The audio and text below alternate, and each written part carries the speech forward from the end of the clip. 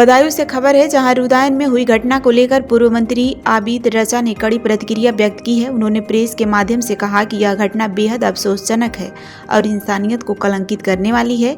इस संबंध में उन्होंने बदायूं के एसएसपी को पत्र लिखकर आरोपियों पर कड़ी कार्रवाई एवं NSA लगाने की मांग की है, ताकि भविष्य में इस तरह की पुनरावृत्ति न हो सके।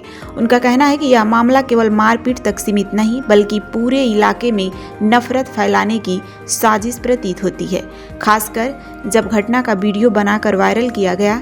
उन्होंने कहा कि बदायूं जिला के हिंदू और मुसलमान दोनों समुदाय समझदार हैं और सेकुलर हिंदू भाइयों ने भी इस घटना की निंदा की है। इससे नफरत फैलाने की कोशिशों को सफलता नहीं मिलेगी।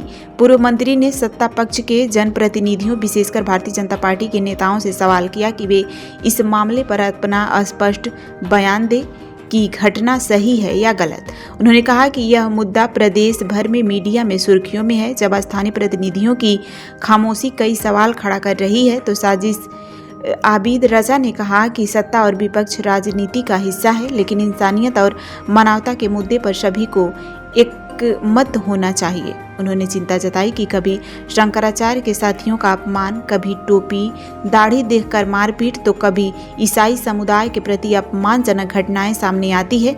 उन्होंने सवाल उठाया कि देश किस दिशा में जा रहा है और सभी धर्मों के लोगों ने मिलकर देश की आज़ादी और विकास में योगदान दिया है। ऐसे में समाज में सौहार्द और भाईचारे को बनाए रखना सभी की जिम्मेदारी है। देखिए, जो घटना मैंने सोशल मीडिया के माध्यम से जो देखी है, वो बदायूं ज़िले को बहुत शर्मसार करती है और पूरे प्रदेश में नहीं, पूरे देश में मीडिया पे खबर चल रही है। जो ये हरकत कर रहा है, मुझे नहीं लगता कि वो इंसान है। सामने वाला बुजुर्ग भी है और जिस तरह से उसने ये हरकत की, मारपीट की और उसने वीडियो बनाया और उसको बाकायदा वायरल किया, तो वो इस घटना पे शर्मिंदा भी नहीं है, बल्कि वो इस पे गर्व है उसको, और वो दिखाना चाहता है, लोगों में बताना चाहता है कि मैंने ऐसा किया।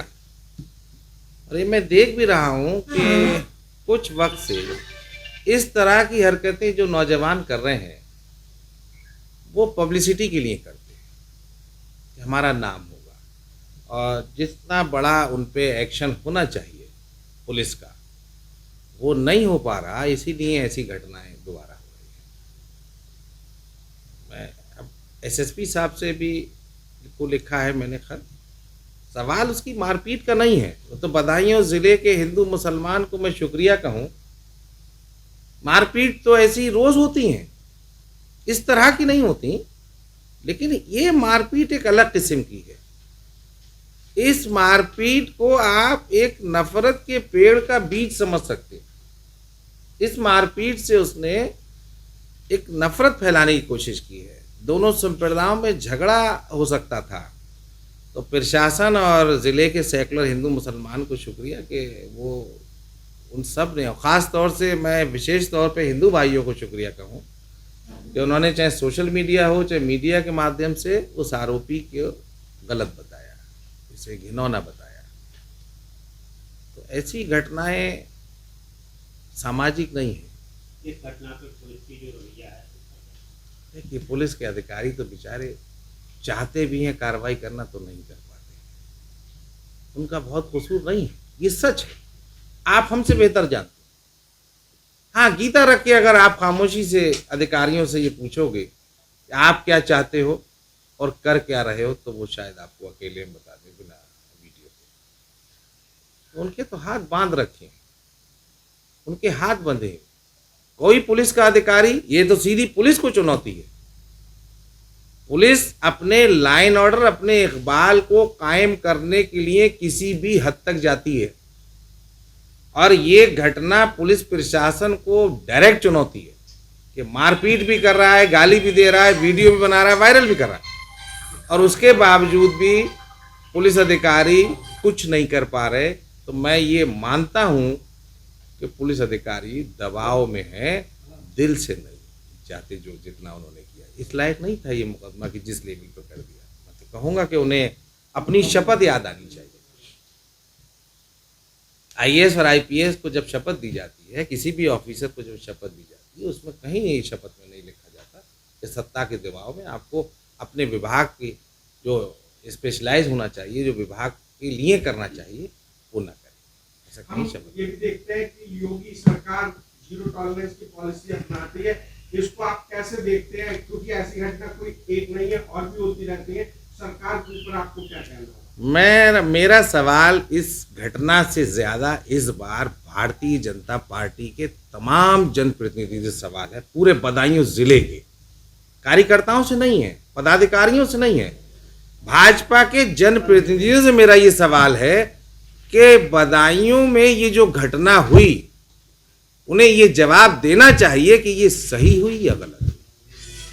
सेकुलर हिंदू और मुसलमान ये जानना चाहते हैं, मैं आबिद रजा भी जानना चाहता है भारतीय जनता पार्टी के एमएलए एमपीओ से कि वो इस पे खामोश अगर बैठेंगे तो इसे सहमति मानी जाएगी। सुन लीजिए, मैं ये सवाल पूछ रहा हूं और आपसे के माध्यम से जानना चाहता हूं कि उनसे आप ये जवाब जरूर लें। नहीं, आप जवाब लेकर आइए उनसे कि ये सही हुआ या गलत हुआ।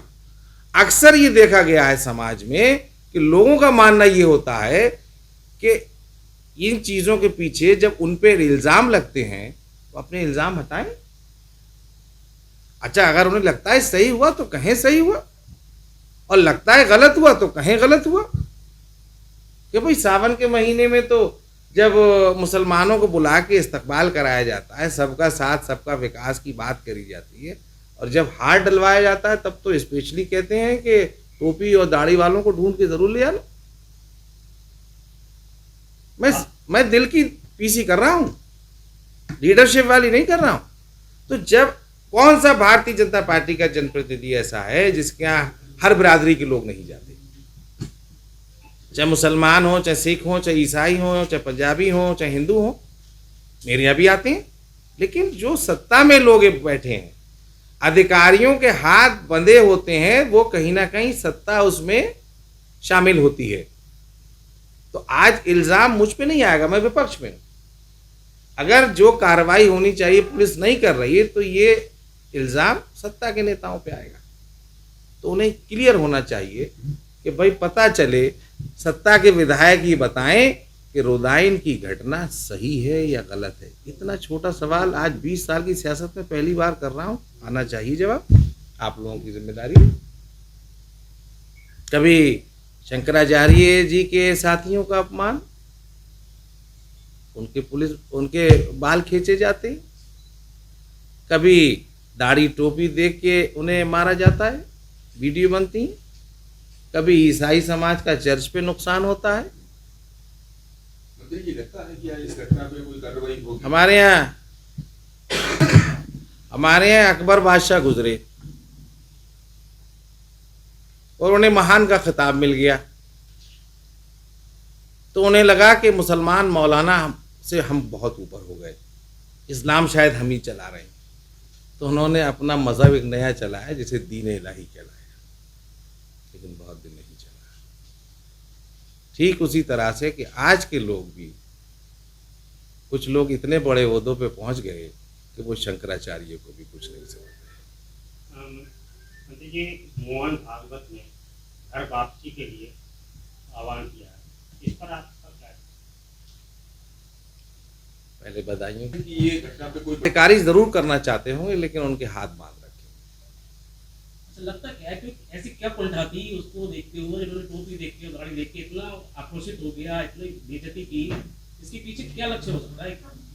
ये बात का जवाब तो दो लोग दे सकते हैं, जिसने की वो दे सकता है, या इस घटना पे जो लोग खामोश है नेता वो दे सकते हैं। मैं तो बोल रहा हूं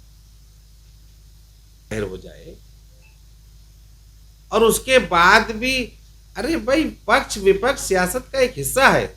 चुनाव लड़ो, कोई जीतेगा कोई हारेगा, विचारधारा की लड़ाई लड़ो, लेकिन जो चीज पूरे बदायूं जिले को कलंकित करती हो उस पे तो एक राय हो जाओ। छोटी ज़ियारत पे हिंदू मुसलमान भी जाते हैं, बड़ी ज़ियारत पे हिंदू मुसलमान भी जाते हैं, बिरुआवाड़ी मंदिर है, नगला मंदिर है, प्राचीन मंदिर है, देश विदेश के लोग आते हैं, बदायूं में लोग घूमने जाते हैं। और मिलेश जी यहाँ रहे, शकील बदायूं यहाँ रहे, इन्होंने बदायूं का नाम किया। इसकी तारीफ तो सब करते हैं, भाजपा के लोग भी करते हैं, सपा के भी करते हैं, कांग्रेस के भी करते हैं, बसपा के भी करते हैं। अब अगर एक घटना खराब हुई है तो सब पार्टी के नेता क्यों नहीं बोलते, खासतौर से भारतीय जनता पार्टी के एमएलए एमपी क्यों नहीं बोलते कि ये गलत है या सही है? हम तो सुनना चाहते हैं, अगर उन्हें लगता है ये सही है तो कहें तो। हम आज ये सवाल छोड़ते हैं, 20 साल की सियासत में पहली बार सत्ता के नेताओं से हमारा सवाल, और मैं एक पूर्व मंत्री या पूर्व विधायक की हैसियत से नहीं कर रहा हूं उनसे सवाल, मैं बदायूं की आम जनता, अपने आप को आम नागरिक की हैसियत से